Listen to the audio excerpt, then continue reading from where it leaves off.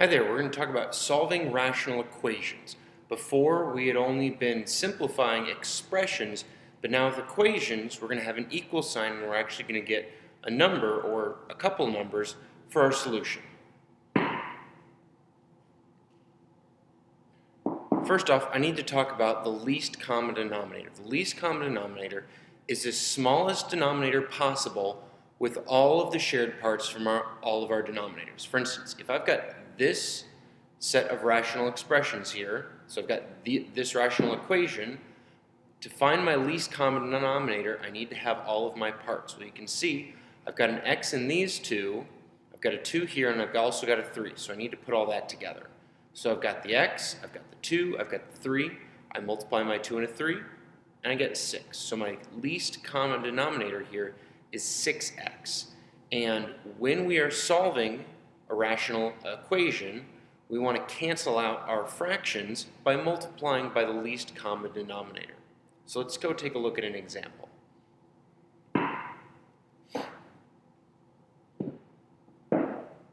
So here I've got a rational equation and I want to solve this out and I want to multiply by my least common denominator.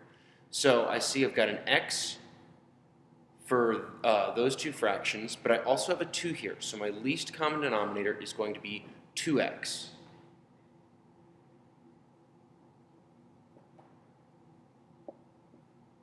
So I'm going to multiply all of the numerators by 2x.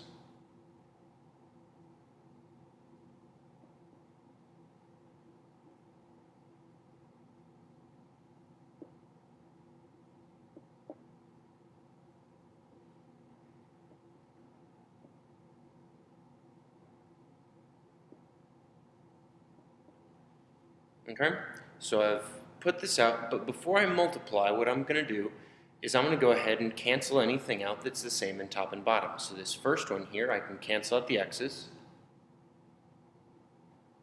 Over here, I can cancel out the 2's.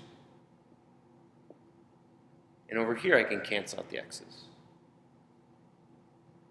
So now I'm left with 3 times 2, x times x, equals 11 times 2.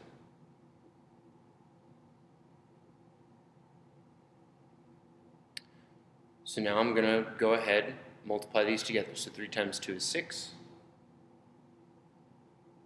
X times x is x squared.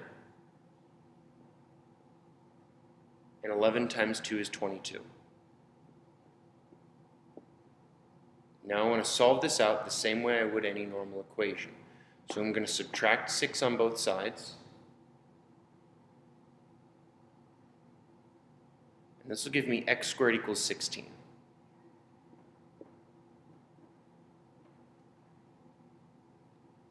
Now, you may remember that in order to finish solving this, to get a value for x, you would have to take the square root of x in your calculator, which would give you x equals 4.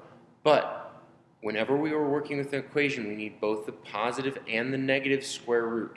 So our answer for this is actually going to be x equals positive 4 and x equals negative 4.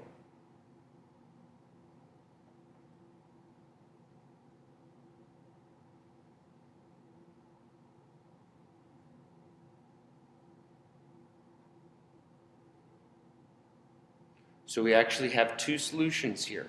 And if you were to take these numbers and to plug them in, if you were to plug in positive 4 for all 3 of these x's, you would get, you'd find out that it worked. And if you plugged in negative 4 for all 3 of these x's, that would also work. So these are our 2 solutions, and that's our answer.